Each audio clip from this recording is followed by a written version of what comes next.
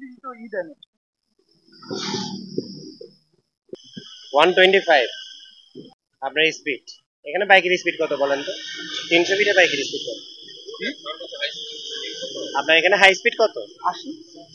60। তাও আমরা 80 পর্যন্ত ছাড় দিচ্ছি, কিন্তু আপনি 125টা ভেরি ফার, ভেরি ফার হয়ে গেছে, তাই না? আপনি একটু পেপারটা দেন।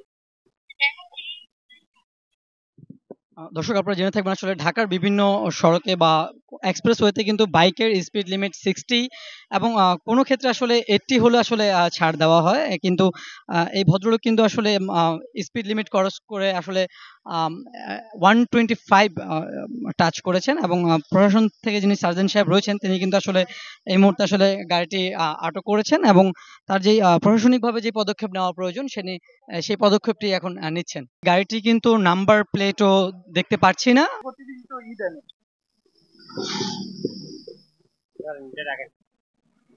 আপনি কিন্তু পেপার শো করতে পারেন না, সেই জন্য আপনার চাবিটা নেওয়া হয়েছে, ঠিক আছে?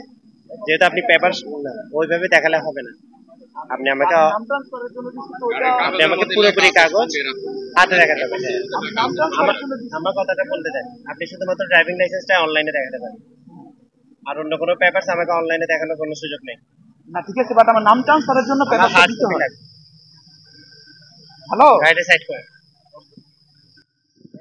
দর্শক, আমরা যে গাড়িটি এখন দেখছি আসলে গাড়িটি যেহেতু কোনো হার্ড কপি গাড়িটির কোনো ডকুমেন্ট কিন্তু তার সাথে নেই, এই জন্য আসলে গাড়িটি সাময়িক সময়ের জন্য কিন্তু আটক করা হচ্ছে এবং তিনি যদি প্রপার ডকুমেন্ট শো করতে পারে আসলে গাড়িটি কিন্তু উপযুক্ত ব্যবস্থা নিয়ে কিন্তু গাড়িটি আসলে তখন ছেড়ে দেওয়া হবে।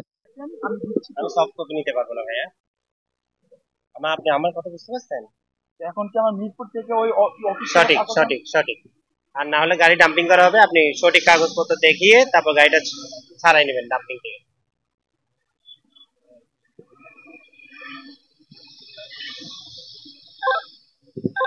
স্পেশাল ট্যাঙ্গো 1 রেকার 108 মাসুদ ভাই। ওই ভাইটা কাগজপত্র দিলই দিব, নাহলে গাড়ি বলে হয়েছে রেকর্ড করে দিব।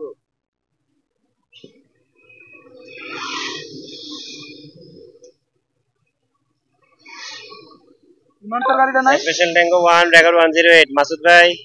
রেকর্ড করে নেন, গাড়ি সব তারা। কতক্ষণ লাগবে?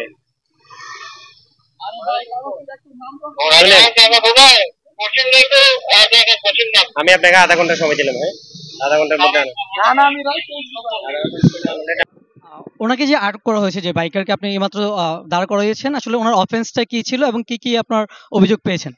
ওনার প্রথম অফেন্স ছিল, তো আপনি এখানে আছেন, আপনি দেখছিলেন যে 125 স্পিডে উনি গাড়ি চালাচ্ছিল। তো 125 স্পিডে চালানোর কারণে কিন্তু ওনাকে প্রথমে সিগন্যাল দেওয়া হলো। সিগন্যাল দেওয়ার পর কিন্তু ওনার নাম্বার প্লেট নেই।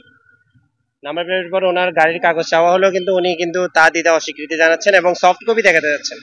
কিন্তু আইনগত অনুসারে কিন্তু সফট কপি দেখানোটা যায় না। সফট কপি শুধুমাত্র ড্রাইভিং লাইসেন্সটা আমরা দেখতে পারি, কিন্তু বাকিগুলো আমাদের হার্ড কপি দেখানোর প্রয়োজন।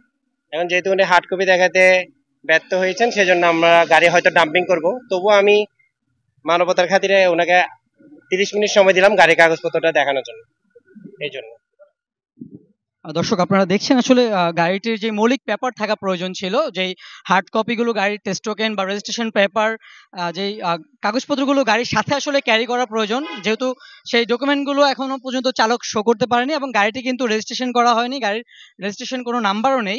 এই কারণে কিন্তু গাড়িটি এর মধ্যে জব্দ করা হচ্ছে এবং চালককে কিছুক্ষণ সময় দেওয়া হয়েছে ট্রাফিক বিভাগের পক্ষ থেকে। যদি সে সঠিক সময়ের মধ্যে কাগজপত্র শো করতে পারে, তাকে আসলে যেই ওভার স্পিডিং এর জন্য তাকে আটকানো হয়েছে সেই ধারা অনুযায়ী আসলে তাকে একটি পানিশমেন্ট করে ছেড়ে দেওয়া হবে। আদারওয়াইজ সে যদি প্রপার ডকুমেন্ট সাবমিট করতে না পারে, তাহলে কিন্তু তার গাড়িটি ডাম্পিং করে দিতে পারে।